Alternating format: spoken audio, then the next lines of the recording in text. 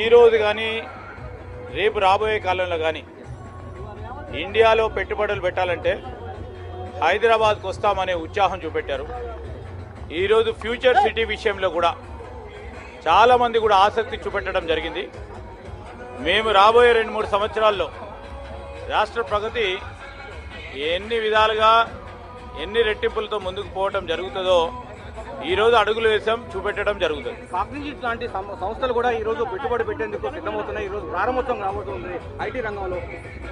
ఈరోజు కాగ్నిజెంట్ అనే కంపెనీతో పాటు ఇతర కంపెనీకి సంబంధించి కూడా తెలంగాణలో హైదరాబాద్లో పెట్టుబడులు పెట్టాలని ఆసక్తి చూపెడతా ఉన్నారు. వారికి ఒక నమ్మకం, ఒక అభయం ఇవ్వడానికి ముఖ్యమంత్రి గారు పర్యటన చేయడం జరిగింది. సార్, ఫోర్త్ సిటీగా 4.0 వర్షన్తో ముచ్చర్ల సిటీ రాబోతుంది. అక్కడ మౌలిక సదుపాయాలు పెట్టేందుకు ఇతర కొరియా కంపెనీలు కానీ అమెరికా కంపెనీలు ఎట్లా ఉత్సాహం చూస్తున్నారు? ఈరోజు ఉత్సాహం ఆసక్తి చూపెడతా ఉన్నారు. ఈరోజు అధునాతనమైన ఒక green city, net zero city ఈరోజు ప్రపంచ దేశాల్లోనే రాబోయే కాలంలో ఒక ప్రత్యేకమైన నగరాన్ని నిర్మాణం చేయాలనే ఆలోచన వరల్డ్ బ్యాంకుకు సంబంధించిన ప్రెసిడెంట్ గారి ముందట కానీ మన పారిశ్రామికవేత్తలతో కానీ ఇతర దేశాలకు సంబంధించిన పెద్దలందరితో కూడా మాట్లాడటం జరిగింది. వరల్డ్ బ్యాంక్ వాళ్ళతో కూడా మీరు ఎంఓలు కుదుర్చుకున్నట్టుగా నదిని, అంటే మనకు మూసీ నది రక్షణ కోసం రెనోవా నదిని చూశారు సౌత్ కొరియాలో. అదేవిధంగా బ్రిటన్లో మీరు చూసినటువంటి నదికి ఈ నదిని ఏం చేయబోతున్నారు? తప్పకుండా మంచి ఉదాహరణలు తీసుకొని దేశవ్యాప్తంగా రాష్ట్ర వ్యాప్తంగా కానీ ప్రపంచ దేశాల్లో ఉన్న మంచి ఉదాహరణలు తీసుకొని ఒక మంచి ఉదాహరణగా ఈ మూసీ నది పునర్నిర్మాణం చేయాలి, పునర్జీవనానికి తీసుకురావాలి.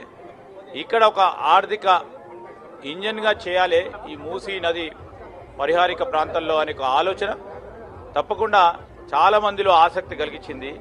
వాళ్ళ దాంట్లో కూడా ఉత్సాహం కనబడ్డది. తప్పకుండా ముందుకు వస్తాం, ఎందుకంటే ఇది ఒక గ్రీన్ ప్రాజెక్టుగా తీసుకెళ్లే ప్రయత్న భాగంలోనే ముందుకు తీసుకెళ్తారు. సార్, ఐటీ మినిస్టర్ గా చెప్పండి సార్, మీకు ఈ పర్యటన, దావోస్ పర్యటన చేశారు, అమెరికా పర్యటన చేశారు, ఎట్లా ఉంది సార్ మొత్తం? డెఫినెట్లీ ఎంకరేజింగ్ గా ఉంది. ఈరోజు మా ఆలోచన, మా ఉద్దేశం, మా ఆసక్తి, మా లక్ష్యం ప్రపంచ దేశాలకు సంబంధించిన వివిధ పెద్ద మనుషులతోని, వివిధ పారిశ్రామికవేత్తలతోని, మన మిత్రులతోని, మన రాష్ట్రానికి సంబంధించిన పెద్దలతోని సంప్రదించి మేము ఈ రాష్ట్రానికి సంబంధించిన ప్రగతిలో రాజకీయాలకు అతీతంగా బేషిజాలకు పోకుండా ఈ రాష్ట్రాన్ని ఇంకో ముందంజలో ఉంటామని ఒక నమ్మకాన్ని కలిగించేందుకు వెళ్ళాము. రూపాయి వస్తుందా, 10 రూపాయలు వస్తాయా, 50,000 కోట్లు వస్తాయా, 2 లక్షల కోట్లు వస్తాయా అని మేము అడుగు వేయలే. కానీ వారి ఆసక్తి, వారి ఉత్సాహం కనబడ్డది. ఇంకా కూడా ముందుకు తీసుకెళ్లే ప్రయత్నం చేస్తాం. సార్, మీరు ఇప్పుడు 10 రోజుల్లో అప్రోచ్ అయినటువంటి కంపెనీలను గత ప్రభుత్వం కూడా అప్రోచ్ అయింది. వాళ్లకు మీరు ఇచ్చేటువంటి ఇన్సెంటివ్స్ కానీ ప్రోత్సాహకాలు కానీ ఏమన్నా తేడా ఉందని వాళ్ళు అబ్జర్వ్ చేశారు? ఇప్పుడు వాళ్ళకు కానీ కొత్త వారికి కానీ ఈరోజు మేము ముందే చెప్పినాం, వారికి ఒక నమ్మకాన్ని కలిగించే ప్రయత్న భాగంలో ఈ రాష్ట్ర ప్రగతిలో మేము రాజకీయాలకు అతీతంగా ఉంటాం. గత సంవత్సరాలు, గత ప్రభుత్వంలో మీరు వారికి ఇంట్రడక్షన్ అయినా మీకున్న ఆలోచనలు కానీ, మీకున్న అపోహలు కానీ, మీకున్న అనుమానాలు కానీ ఏది పెట్టుకోకుండా ఒక మంచి పని చేయాలి, ఈ రాష్ట్ర ప్రగతిలో పాల్గొనాలని మీ ఆసక్తి చూపెట్టినా మేము ఉన్నామని చెప్పడానికి వెళ్ళాం. కొద్దిమందిని వారిని కూడా కలిసాం. చాలామంది కొత్త వారు వచ్చారు, వారు ఉత్సాహాన్ని చూపెడతా ఉన్నారు. ఈరోజు మా లక్ష్యం ఒకటే, రాష్ట్రాన్ని ప్రగతి బాటలో నడపాలి, నిరుద్యోగ యువతకు యువత కల్పించాలి, ఉపాధి కల్పించాలి, పెట్టుబడులు తీసుకురావాలి. ఈరోజు ముఖ్యమంత్రి గారు రాబోయే ఒక దశాబ్ద కాలంలో ఈ రాష్ట్రాన్ని 1 ట్రిలియన్ ఎకానమీ చేయాలనే ఒక ఆలోచన, ఉద్దేశం, ఓ లక్ష్యం పెట్టుకొని ముందుకు నడుస్తా ఉన్నాం.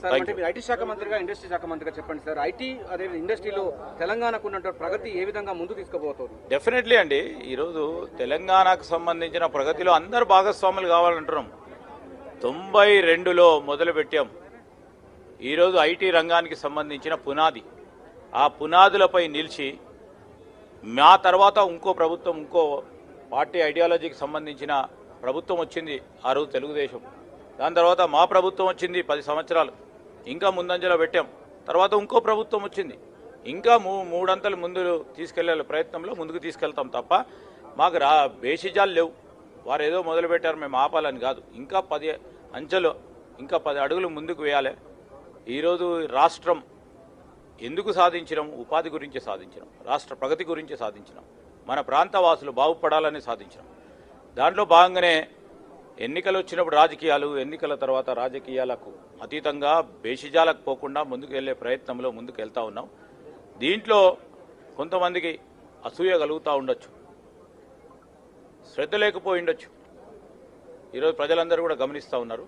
ఆ గమనంలో తప్పకుండా మేము రాబోయే కాలంలో జవాబు చెప్తాం. ఇన్ని కంపెనీలు వస్తున్నాయి, కేటీఆర్ మాత్రం అమరాజ్ సూపర్ ఫ్లాప్ అంటున్నారు. అమరాజ్ కంపెనీ లాంటి బ్యాటరీ కంపెనీలు ఈ రాష్ట్రం నుంచి వెళ్ళిపోతున్నాయని కూడా విమర్శిస్తున్నారు. కాదు, అమర్ రాజా అనే కంపెనీకి సంబంధించి ఈరోజు వారికి కావాల్సిన ఇన్సెంటివ్స్ విషయంలో చిన్నగా ఎక్కడైనా ఆలస్యం ఉంటే దానికి పరిష్కార మార్గం ఉంటుంది.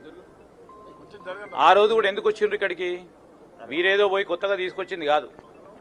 ఆ రోజు ఉన్న ప్రభుత్వం ఏదో కొత్తగా వాళ్ళని పోయి ఒప్పించి మెప్పించి తీసుకొచ్చింది కాదు.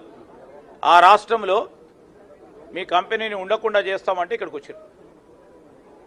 వారు వస్తే వీరేదో గొప్పలు చెప్పుకునే ప్రయత్నం వారు చేస్తూ ఉన్నారు. అయినా కానీ చేసుకొనియండి.